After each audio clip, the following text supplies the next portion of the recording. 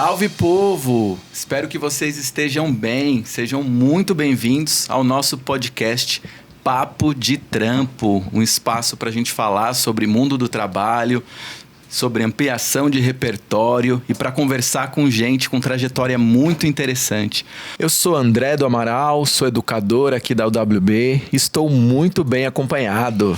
Eu sou a Evelyn Muniz, universitária de tecnologia e trainee.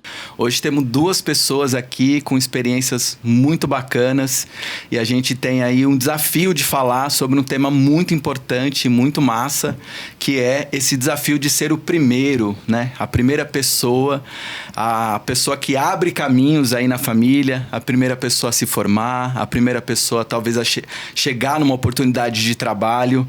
Então, as duas pessoas convidadas aqui hoje vão bater um papo sobre isso e vão trazer as experiências e vai ser um papo muito massa. A gente está muito feliz.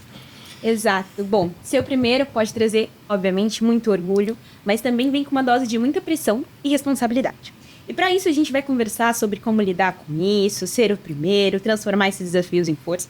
E trouxemos duas pessoas incríveis para dividir as histórias aqui com a gente. Certo, André? É isso. Eu vou olhar minha colinha aqui para apresentar o nosso primeiro convidado aqui, Kaique Júlio, nascido em Diadema, teve uma trajetória inspiradora.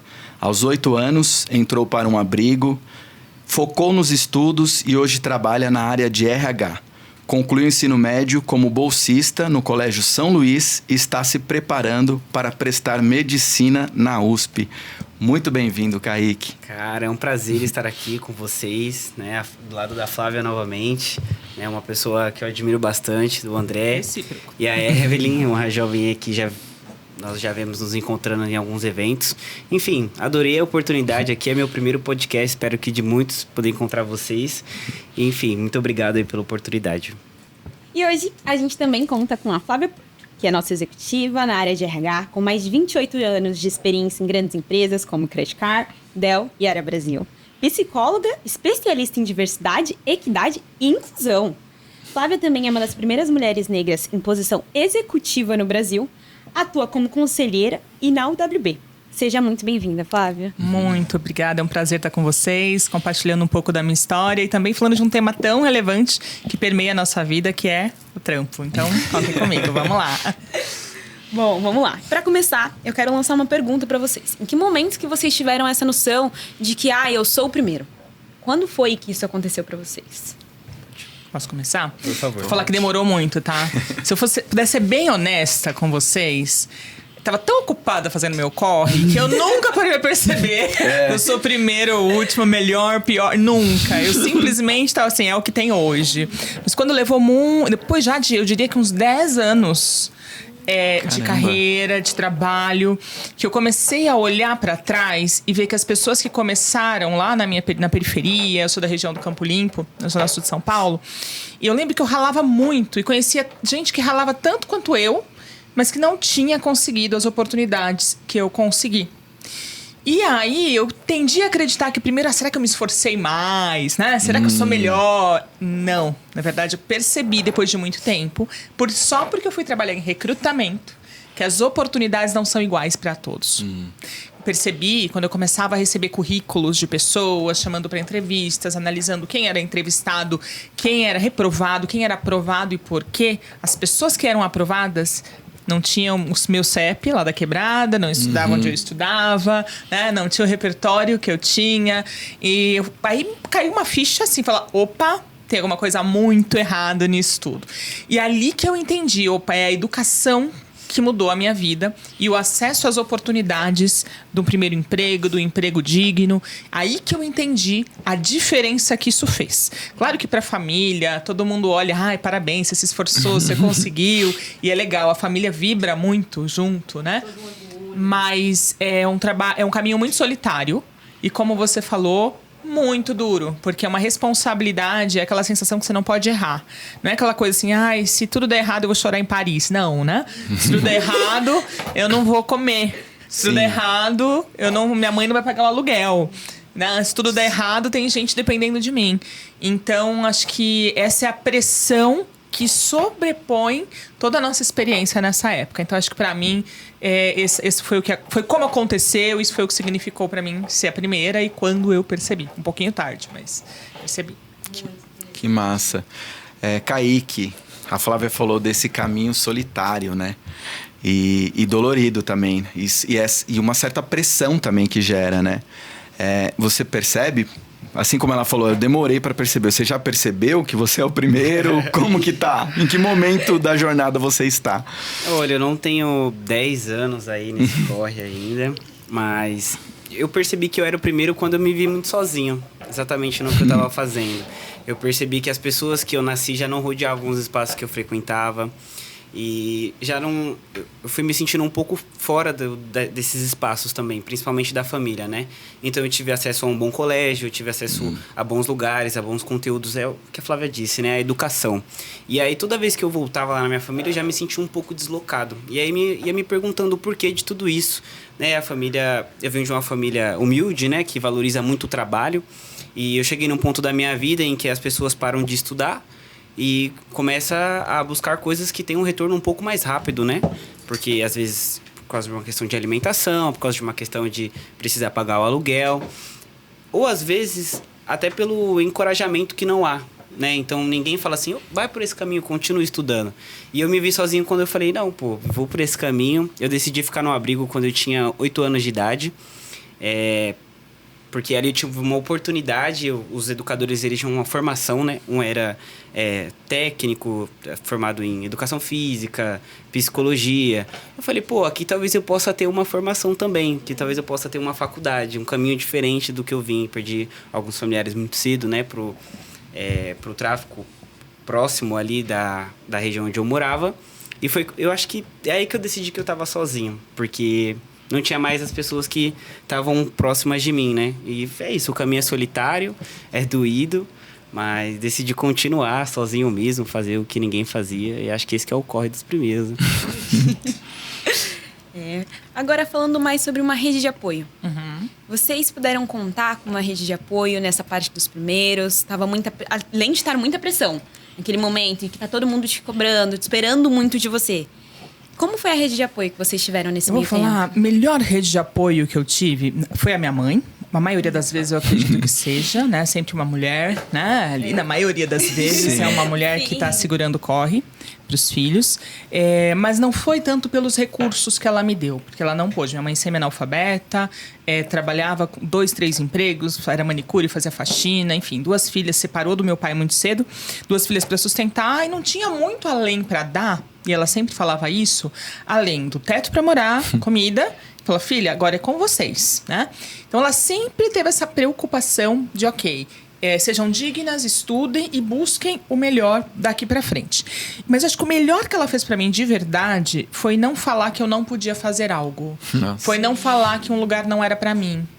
Foi não falar que, não sonha, isso é bobagem, né? Foi o melhor, isso custa 0 dinheiro. Né? Então ela olhava para os espaços, em vez dela falar, nossa, que caro, ela fala, minha filha um dia vem aqui. Nossa, ela via uma coisa na televisão e falava, nossa, mas nem sonho, nossa, minha filha vai estudar e um dia ela vai. E quando eu pedia, eu comentava algo, ela falava, filha, olha, estuda, trabalha, que um dia você vai conseguir essas coisas. Então, quando eu entrei no mundo corporativo, que é um mundo, a gente sabe que existe o subemprego, o emprego e o superemprego. O superemprego, eu falo, é o mundo das multinacionais, o mundo das grandes corporações, daquele VR gordo, né? Que paga o mês o salário inteiro. Saudade. O bônus, né? Nessa Falou do VR, pega no lado afetivo, né? Poxa, mexe. Esse empregão bom, né? Que você chega lá, dá cesta básica pra família, né? Tem o 14º salário, tem aquela... Meu pai tinha cesta de Natal. Nossa, eu tenho essa memória que meu pai ganhava cesta de Natal. Esse é um mundo que, assim, gente, foi um divisor de águas, né? Entrar ali. E quando eu cheguei lá, eu comecei a conviver com gente muito diferente de mim. eu falo que foi furar a bolha, né? Quando você fura a bolha e é um dos primeiros nessas organizações, tem coisas que são diferentes. Furar a bolha na universidade, furar a bolha no trabalho, furar a bolha no bairro, às vezes que você mora, tal. Ali eu comecei a entender a importância que teve a minha mãe acreditar que todos os espaços eram para mim. Porque às vezes só de você, os preconceitos que você carrega, você nem tenta. Né? E você é o que são as suas referências. Eu lembro que a primeira vez que eu ouvi falar sobre faculdade foi indo com a minha mãe na casa de uma cliente. Minha mãe manicure, atende às vezes a domicílio. E a filha de uma cliente dela falou: tchau, mãe, tô indo pra faculdade. Eu devia ter uns 12, 13 anos. Eu perguntei o que é faculdade. Você não faz ideia a importância que essa expressão teve na minha vida. Ainda bem que ela falou, mãe, ainda bem, ela não faz faculdade. ideia do quanto ela inspirou. Porque depois eu cheguei, eu fazia um curso igual, muito parecido com o Juventudes Potentes, numa ONG lá na minha região. E eu voltei e falei: eu quero fazer faculdade. Só que quando eu falei pra minha mãe, ela falou: vai fazer faculdade. Ela nem sabia o que era, mas vai fazer faculdade também, né? Então, assim, isso faz muita diferença. A gente não sonha com o que a gente não sabe que existe. Né? E se a gente der referências para as pessoas do que é o limite, ela vai acreditar nesse limite. Então, para mim, é isso. O mais importante da rede de apoio, obviamente, além do teto, que é muita coisa, além da alimentação, do cuidado, né, do afeto, que estar numa família é importante, o incentivo, o encorajamento fez toda a diferença na minha vida. O restante foi eu correndo e uma outra pessoa que olhou pra mim e enxergou oportunidade de crescimento. No mais, foi corre e suor puro. Nossa, mas que massa ouvir esse relato e essa relação com a sua mãe, porque é muito comum jovens relatarem, né? Uma expressão que é muito comum a gente ouvir, que é: isso não é pra você. Isso. Né? Alguma coisa surge, isso não é pra você. A sua mãe fez o contrário. Filha, isso é pra você. Filha, você. O contrário desse movimento, assim. Então, exato. Né, fez o corre pra garantir direitos básicos, porque alguém com fome não consegue imaginar, não consegue sonhar mundos possíveis. E além disso, ela conseguiu falar: talvez eu não saiba muito o que é, mas vai, filha. Isso. E você sabe quando eu comecei a trabalhar, ela assim, eu ainda tinha um privilégio, que eu falo que nem privilégio talvez seja uma vantagem, né? De não ter que contribuir em casa. Minha mãe só falava uma coisa: o que você ganhar, eu não quero nada. Tá garantido aqui a tua subsistência. Eu quero que você invista em você. Né? E aí você vai pegar o seu dinheiro, vai escolher o que for melhor para você fazer. Eu não posso te dar um tênis, eu não posso te dar um curso, eu não posso fazer nada disso. Com o que eu gastava? Eu lembro que eu tinha 15 anos, meu salário, comecei a trabalhar aos 14, mas eu pagava, fui estudar, fiz meu cursinho, paguei meu curso de inglês, né? Depois eu mudei no ensino médio, fiz um curso técnico à noite, também pago. E assim, não é comum com 15 anos você gastar todo o seu dinheiro. Sim, com você. Né? Normalmente, a boa parte da galera que eu conheci que trabalhava era o quê? Era uma baladinha, né? Você vai curtir a vida. Ostentar a O vida. lazer é bom.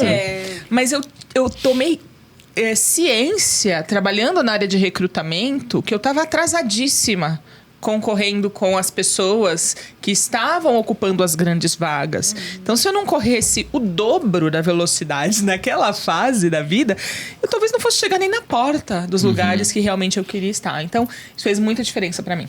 Que massa. Agora é com você, Kaique. A sua rede de apoio. Como é que foi? Cara, eu fui ter uma rede de apoio, assim, que realmente me olhasse quando eu entrei no acolhimento. Eu acho que...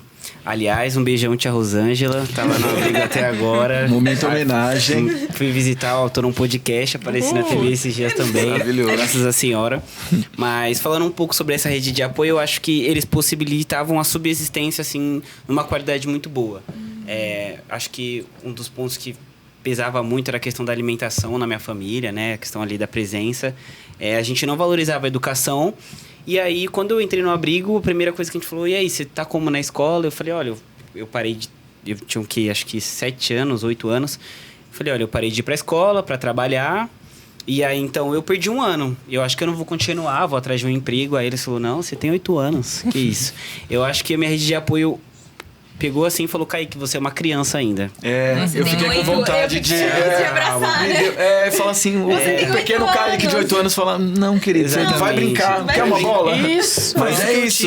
Foi isso que eu tive. Eu fazia um CCA próximo, né? Então ali eu fazia as brincadeiras, né? Gincana. Ali eu pude ser uma criança com todo o resguardo que uma criança deveria ter. Eu achava que tinha uma vida super assim, mas depois, com o passar do tempo, eu fui entendendo que esse é o básico que uma criança precisa para poder crescer bem. Então eu tinha uma rotina, horário de comer, eu tinha horário de sair, eu tinha alguém que falava, ó, você chegou depois do horário que eu combinei, próxima você não vai. Então foram alguns ensinamentos assim, eu acho que foi a minha maior rede de apoio. E depois eu voltei o contato com a minha família, me aproximei, me reaproximei já uma outra pessoa e de novo uma mulher, né, que é minha tia, que meio que sustenta até hoje toda a família.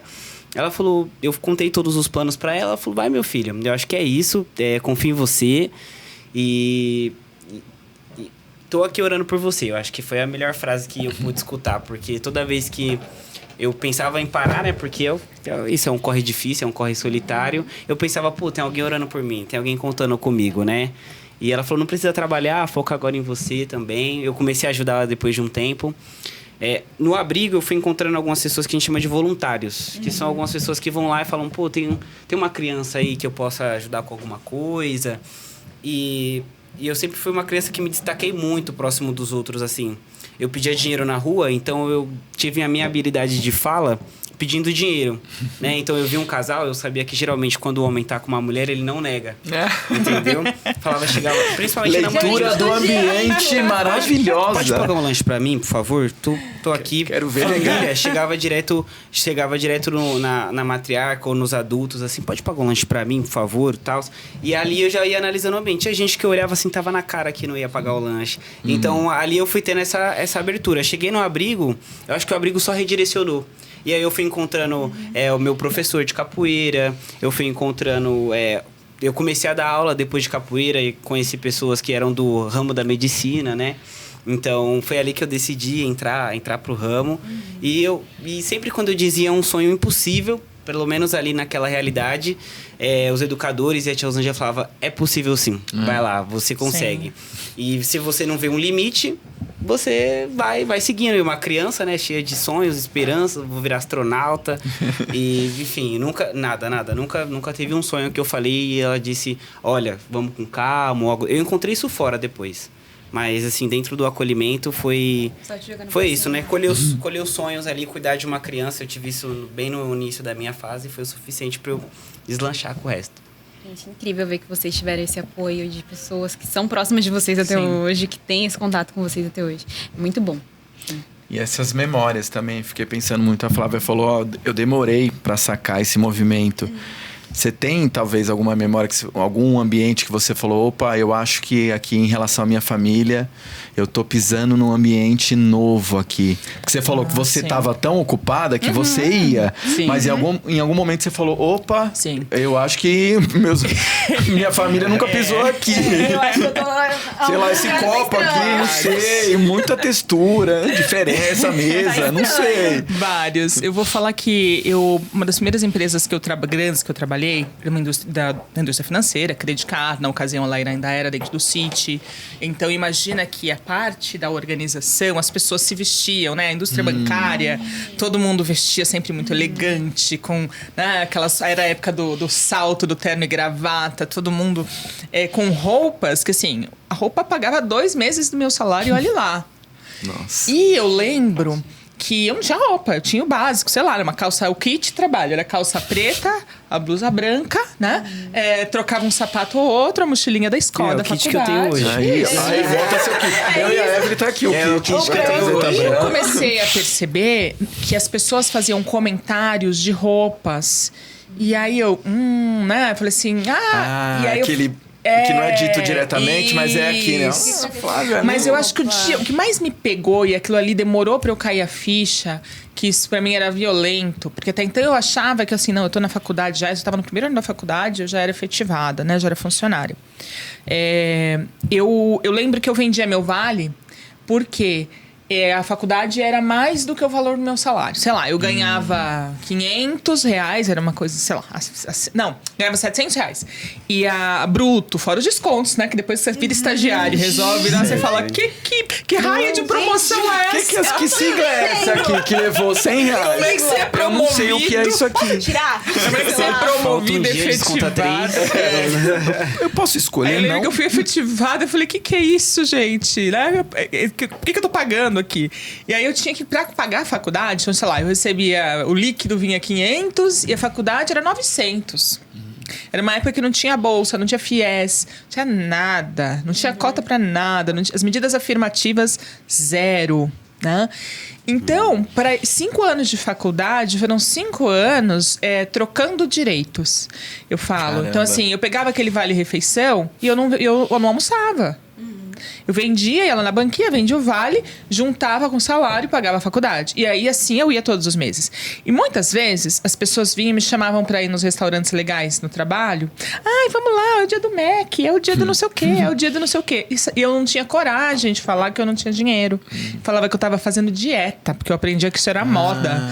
E eu passava o dia com fome. Caraca. Às vezes, com um pão na bolsa. Sim. Ou um pacote de bolacha, que sei lá, era R$1. Eu falei assim, eu vou até a noite com esse negócio aqui, a barriga tá cheia, não vai roncar. E aí eu parei pra pensar e falar, gente, isso aqui não é bonito. Isso não é uma história vitoriosa. Isso é triste. Eu tô trocando o direito de me alimentar, de dormir, para ter acesso a outro direito, que é a educação. Então tem algo muito errado nisso aqui. E isso pra mim era difícil pra minha mãe entender, porque ela não conhecia essa realidade, né? Pra ela tava ótimo. Nossa, eu tava com um super emprego, eu não sabia que era mesmo uma faculdade. E eu também não queria voltar e falar pra ela, pô, mãe, tô no maior perrengue aqui, porque eu não queria passar essa tristeza pra ela, porque ela me falou assim, só não me traz dívida. Nossa. Ela falou, você mora aqui, você come aqui, mas só não me traz dívida, né? Não me traz mais um boleto pra dentro de casa. É o famoso, o pobre só tem um nome. Isso. Então, que bom você tá trabalhando, paga as suas contas e aí vai. Então, foram anos muito difíceis e aí que eu percebi o quão desigual de fato era a sociedade, o quão a bolha era grande, mas ao mesmo tempo, a partir do momento que eu comecei a crescer, ganhar mais e ter acesso a outras oportunidades, a outros lugares, entrar num hotel, andar de avião, coisas assim. Tô chegando. Vai chegar lá. Eu falei, uau, eu não só tô melhorando a minha vida, mas eu também tô melhorando a vida da minha mãe. Minha mãe, que até os 6 anos colhia algodão. Aos 6 anos. Começou 6 anos de idade trabalhando algodão, colhendo algodão, né? E uma criança tem que estar brincando e estudando, como a gente falou aqui. A gente falou do Kaique aos 8, sua mãe com 6, devia estar brincando também. Era só uma geração. Então, olha, uma oportunidade que eu recebi, eu consegui voltar uma geração atrás e resgatar a minha mãe. Nossa. Então, hoje a minha filha vai fazer 20 anos, nem sabe o que é isso. Então, assim, eu acho que essa é a questão da oportunidade, né? A gente não precisa de caridade, a gente não precisa de mão na cabeça, precisa de oportunidade. Alguém que olhe pra gente e fala, você pode, e tô aqui, o que você precisa? E vamos embora. A oportunidade. E foi isso, né? Mas sim, saber essa desigualdade é dolorido. É difícil pra gente. Nossa. Vai muito além do que a gente tá imaginando. É outra realidade, é outra vida.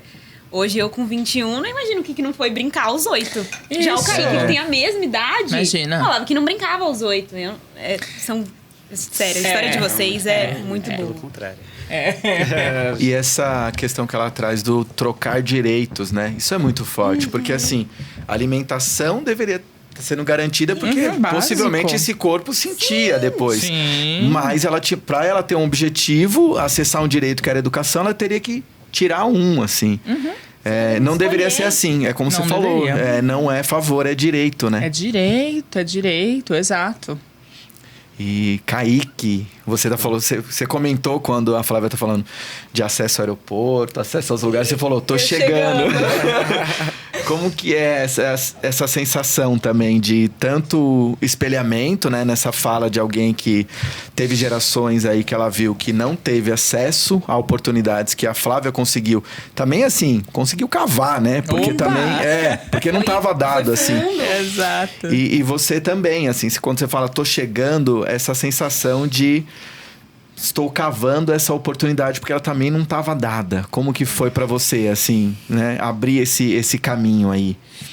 Então, eu acho que essa questão de você... Quando você tem a habilidade de abrir novas oportunidades ao longo do tempo, é uma coisa que... Eu acho que não nasce com você, mas que você vai criando ao longo do tempo. Ou seja, emana, né, de você. Eu acho que desde os 8 anos, como eu disse, eu acho que a minha realidade me fez destaque em outros lugares, né? E eu vi que as pessoas notavam que isso emanava de mim, essa energia de fazer acontecer, de buscar. E assim, eu acho que como motivação, eu tive muito a minha família, né? Poder dar uma oportunidade diferente, poder... Pô, a minha tia... Eu entrei na Tóquio Marine há pouco tempo, né? Eu entrei com 16 anos e o meu primeiro salário eu levei a minha avó e minha tia no cinema, que nunca tinham ido no cinema. Ai, que legal. Entendeu? Essas estreias são muito bonitas, né? Coisas que para algumas pessoas são básicas, né? Sim. No cinema. Pô, você tem um contatinho ali, vamos no cinema, não sei o quê. Eu gravei um vídeo, perguntei pra minha avó, você já foi no cinema? Ela falou, o que é isso? Né? E ali eu vi a distância que tinha se criado, né? Então, no meu ponto de vista hoje... o que eu me vejo fazendo? Eu me vejo fazendo mais por outras pessoas também, entendeu? Eu acho que a trajetória é o que me faz feliz aqui, que é o que me motiva. Mas eu percebo que colher mesmo, eu vejo pessoas colhendo mais do que eu, muitas vezes. Eu acho que o que me deixa feliz é um dos meus sobrinhos, né? Chegou em mim, tava no sofá, falou, Kaique, quando eu crescer, eu vou estudar igual você. Entendeu? Vou estudar mais que você e tal. E aí, você derreteu. Nossa! Você derreteu. Ele virou meu preferido. Eu fiquei triste. Em off não, porque agora tá no podcast. Mas acho que eles vão ver agora. Outros sobrinhos do Kaique, ele ama vocês também. Amo todos vocês, mas caracas, ali eu falei, pô, o que eu faço tá valendo a pena. Então, é o que eu falei, é um corre doído, mas quando você se vê fazendo por outras pessoas, é por isso que eu digo, tentem buscar outras motivações além de si. Porque às vezes você é tão esculachado ali pelos lugares que você vai, que você fala, pô, por mim, não sei se vale. Você já começa a se ver, né? Mas agora eu duvido você olhar assim pra uma família que tava ali com você e tal, e falar, e por eles? Entendeu? Aí eu acho que vale a pena todo o esforço, vale a pena as madrugadas. E eu me vejo no processo. Aí galgando os aeroportos, os hotéis. Cara. Mas assim, nada disso me ilude muito. Se eu puder ver minha família lá também. Sim. Caracas, eu vou ser extra feliz. É muito interessante ver vocês falando o quanto o trabalho de vocês é interessante, mas não por vocês. Eu caí contando a história de que tem uma criancinha se inspirando em mim, é muito bom. Então é isso que é importante, né? Eu acho que saber de onde vocês vieram, e principalmente pra mim, pro Kaique, que estamos começando agora, saber onde a gente quer ir. E ver vocês dois como espelho aqui é maravilhoso. É impressionante. Você tá sentindo também, né? Essa sensação é muito boa. Tô sentindo. Tá todo mundo sentindo. Tá todo mundo sentindo. Estamos sentindo. E agora, assim, eu queria saber de vocês mais uma pergunta um pouco mais difícil, mas tem alguma fórmula pra lidar com essas dificuldades? Olha, eu não vou falar fórmula, eu tenho até medo de falar. Se tiver, diga. Eu tenho até medo de falar fórmula, porque cada história é única, né? Mas eu gosto de falar como eu lidei com as coisas, né? Quando você entende o que te falta para chegar no teu objetivo, seja ele qual for, não tem milagre, as coisas não caem do céu. Tem que ter planejamento. Esse é o mínimo, foi a palavra-chave. Eu lembro que eu tinha pequenas metas, não importa o que fosse. Esse ano eu quero aprender a usar Excel. Esse ano eu quero aprender pequenas coisas. Pequenas metas é muito bom. Eu só quero salientar isso. Porque quando a gente pensa numa coisa grande às vezes paralisa, né? Isso. Paralisa. Não, alguma coisa assim. No próximo mês é isso aqui. Automotivar. Isso é me muito motivando, entendeu? Esse mês eu quero aprender a fazer minha unha, porque aí eu gasto menos com manicure, sei lá. Cada mês uma pequena meta, né? E aí, quando você entende, você vê o teu protagonismo, o que tá na tua mão, né? Tem que ter planejamento, porque, infelizmente, principalmente no início de carreira, as empresas não são muito cuidadosas, não investem muito na pessoa que não tá ainda no nível superior, lá do início. Os programas de aprendizagem, eu falo isso com muita dor, porque eu sou da área de RH e eu vejo isso em todas as empresas que eu trabalhei. Começo a investir lá no estagiário, no trainee, o aprendiz, o estagiário lá do segundo médio, do ensino médio. Os jovens comentam Sucesso, muito isso. Primeiro emprego que pede 2 anos, inglês. Assim, sem noção. Como o primeiro emprego? Sem noção. Então, e não investem, não desenvolvem. Então, tenham protagonismo no desenvolvimento de vocês. Porque não esperem a empresa fazer por vocês. Por mais que tenha empresa que faça uma coisa ou outra, tá? Façam.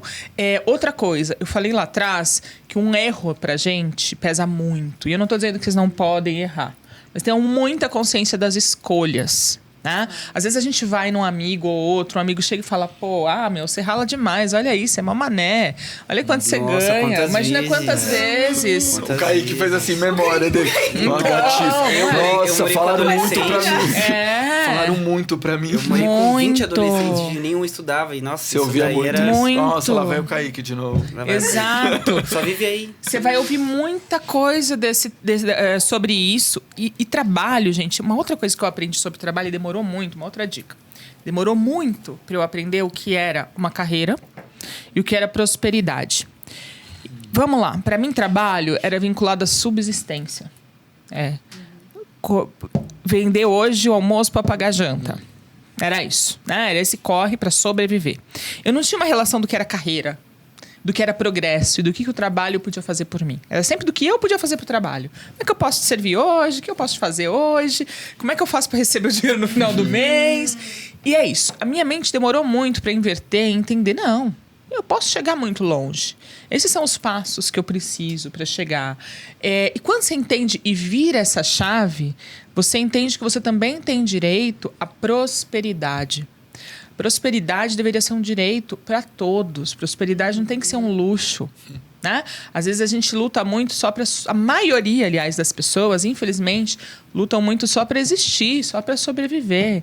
E a gente deveria fazer as pessoas poderem acreditar que elas podem ser prósperas, ter todas as suas necessidades satisfeitas e mais algumas, e poder sonhar com outras. E foi entender o que era carreira e o que é o planejamento de carreira que fez essa chave mudar. Então fica essa dica, né? Trabalho é mais do que subsistência. Nos primeiros anos, sim, vocês vão vender o almoço para pagar janta. Porque assim, a vida é cara, é difícil, mas vocês estão investindo na carreira. E aí um recado especial para as meninas, para as mulheres. A gente sabe que um grande desafio hoje ainda é a gravidez na adolescência. Né? Acontece, é um fato, e a gente sabe que a rede de apoio ela ainda acaba sendo mais desafiadora, nem sempre ela está disponível. E para as meninas, o corre é sempre mais caro, porque para sair de casa você já está pagando alguém para ficar lá com a tua criança. Exato. Então, vamos trabalhar, quando fala em planejamento, vamos falar planejamento de vida, não só planejamento da carreira, planejamento de vida. Olha como referência onde você quer chegar e não onde você está e só o que tem no teu entorno. Porque às vezes a gente normatiza, a gente vai vendo, minha vizinha tem 2 filhos, 3 filhos, tem 20 anos, meu vizinho também, não sei o quê, e fala, é normal, né? Mas assim, aconteceu, ok, mais uma razão para eu fazer meu corre, para eu trabalhar e tudo bem, mas vamos planejar a vida, porque pra gente, pras meninas, pras mulheres, a vida cobra e cobra mais, e cobra pesado. Então, é um recado adicional pras meninas. Agradeço. Kaique, nosso futuro aluno USP. Isso aí. Queremos ouvir dicas. Dicas? Deixa eu ver, como que eu fiz? Como que eu faço, né? Até agora, acho que muitas coisas ainda não se concluíram, nem vão, eu pretendo estudar aí até o final da vida. Mas o meu jeito de pensar em relação a tudo isso, né? O sucesso, enfim, é o preço. Eu acho que eu vivi... Tá dentro de um abrigo é complexo, porque ao mesmo tempo você tem tudo e ao mesmo tempo você vive uma coisa que não é real. Entendeu? Então, pelo menos os abrigos que eu passei, eles te dão tudo. Eles te dão uma vida, assim, de quem realmente tem uma condição financeira. Contudo, você sai com 18 anos. E aí, com 18 anos, é você por você. E aí, entre a vida que você vivia e o que você vai viver agora, é uma ponte enorme. Então, eu acho que isso me assustava muito. Então, desde cedo, eu achava, Kaique, você vai sair com 18, você vai sair com 18. Então, eu acho que essa frase fez que eu nunca me acomodasse. Então, sempre quando eu olhava para um desafio, assim, para uma nova meta, pensa qual que é o preço. Eu vi jovens vivendo uma vida muito tranquila até os 18 anos, sem pagar preço nenhum. Nunca quiseram. E aí, em cima disso, eu sempre escutei. Pô, você estuda demais. Eu lembro que eu gostava de uma menina num abrigo, né? E aí ela falou assim, pô, Kaique, eu vou falar com você, você só tá estudando, só sabe falar coisa de livro, só sabe falar de família, só sabe... E isso é muito chato, entendeu? Você só fica nisso. Você só fica nisso. Aí eu falo, beleza, Já é não quero isso. mais. Dos amigos, exatamente, já não quero mais. Descruchou. Eu não quero mais. Tchau e benção. Você pediu dicas, eu falei, pô, ele vai dar dica de paquera. Não rolou. Não rolou. Não é aí isso. uma coisa... Exatamente. Mas é isso, são os preços. Eu acho que até aqui eu paguei muitos preços. Preços, eu passei muito tempo distante da família.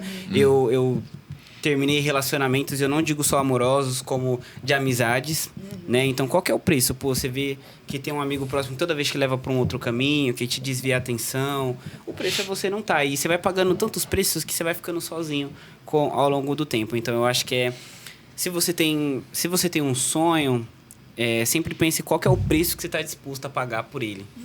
Entendeu? Então, por isso que eu digo, a medicina na USP é difícil. Aí eu digo, pô, nada que algumas garrafas de café e algumas madrugadas não resolvam. Entendeu? Porque é o preço que eu estou disposto a pagar por isso. Eu estou disposto a pagar por anos da minha vida em prol de um objetivo. Então, se questione se você realmente está falando por falar, né? Ou se você realmente está disposto a pagar o que aquilo vai te cobrar. Medicina na USP cobra uma coisa. Você querer fazer uma faculdade numa época em que não existia nenhum suporte, não existia bolsa, não existia... o povo preto não era olhado, tem um preço diferente.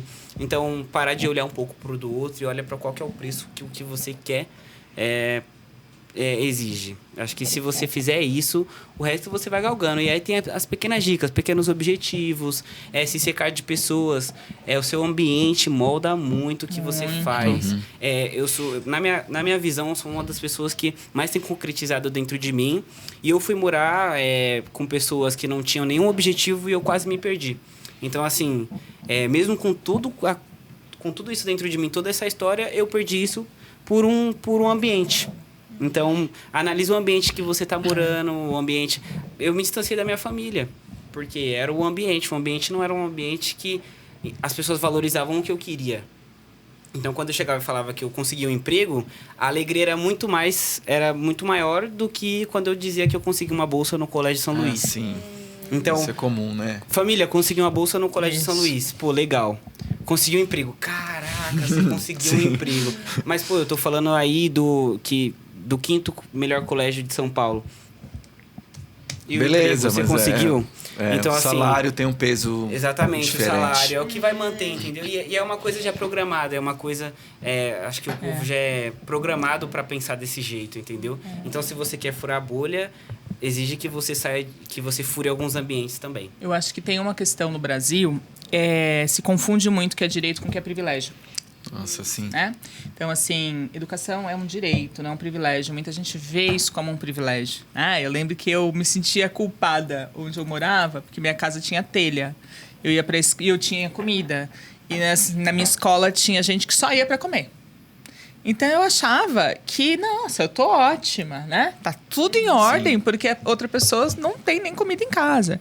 E, na verdade, não é. Comida é direito. Não é privilégio. Não tinha o privilégio de comer, não tinha o privilégio de estudar. Então, acho que esse é o ponto. A gente precisa aprender a refletir o que são os nossos direitos civis, o que são direitos humanos, né? E a gente tem que reivindicá-los. Não só reivindicá-los, uma última dica aqui. A gente também tem que perder a vergonha de pedir o que a gente quer. Sim. Tá? Eu perdi muito na minha vida por não pedir ajuda. Não quer dizer virar pidona, não. Ainda vou criar as técnicas de persuasão. O Kaique vai me ensinar. Troca aí, porque... eu não sei, assim, mas ao longo da vida me faltou muito saber pedir ajuda. Né? Fala, olha, eu não sei, ou eu não tenho dinheiro para pagar esse curso, ou eu queria muito fazer isso, você pode me ensinar? Não consigo fazer um curso, não entendi. Tem identificar quem pode nos ajudar e pedir. O máximo que a gente pode ouvir é não, e não a vida já deu. Então, vamos atrás do próximo sim, se for o caso, né? Então, acho que essa é uma dica também, a gente aprender a pedir ajuda. Queria só mandar um recado em cima disso, para os meninos que eu acompanhei na minha vida aí, você pedir ajuda não é ser fraco. né, não é ter falhado. Eu acho que Não mesmo. eu acho que principalmente as pessoas que hoje são os patriarcas da família. Eu tenho um amigo que deve ter os 19 anos e já é pai. Então, para eles, enfim, chorar não é ser fraco. Você pedir ajuda jamais não é ser fraco. Eu prefiro ter um amigo pedindo ajuda para mim do que passando um perrengue absurdo sem ter onde morar, enfim. Eu acho que se você tem um ciclo, isso não é necessário. Não sei. Bom, é isso. Maravilha. Era muito bom. O papo tá muito incrível, assim, as dicas são muito sensacionais. Então, a gente só tem mesmo a agradecer a vocês aqui hoje por contarem as histórias. Isso também. Tá agradecendo. Nossa, Isso, como assim? eu posso conversar por mais umas 20 horas aqui, tranquilo. Mas, bom, valeu demais escutar aqui. Fica o convite para todos aqui presentes em Refletir, para você também que está assistindo a gente em casa, né? Colocar metas, como o pessoal falou aqui, abrir o olho, saber onde você quer ir, saber onde você tá e entender que você nunca tá sozinho nessa jornada. Valeu demais. gente. Muito bom ouvir vocês e muito, muito valioso, assim, a trajetória de vocês e esse espaço que a gente construiu aqui. Agradeço demais. Muito bom. Muito obrigada. Também agradeço bastante. Eu acho que esse é o ambiente que eu quero estar, esse é o ambiente que eu gosto de frequentar com essas pessoas aqui. Não mudaria nada aqui nesse momento da minha vida. E agradecer também de novo a oportunidade aí, toda a conexão. Agradecer pela Evelyn, pelo André, pela Flávia. Pessoas que eu gosto muito hoje que estão no meu ciclo. E é isso, esse é o meu ciclo, esse é o meu ambiente. Muito obrigado aí, aí, tamo agradecer junto. pelo universo também. Tamo junto, gente. É isso aí. Não esqueçam de sonhar e realizar, né? Continuar estudando, não desistam do sonho. Vamos ralar, não é fácil, mas ele é possível. Bora acreditar e vamos se juntar a gente que acredita no sonho com a gente. Né? Vamos se juntar. Esse é o ponto. Isso aí. Bom, se você gostou desse episódio, não esquece de acompanhar a gente e seguir os próximos, beleza? Tamo junto!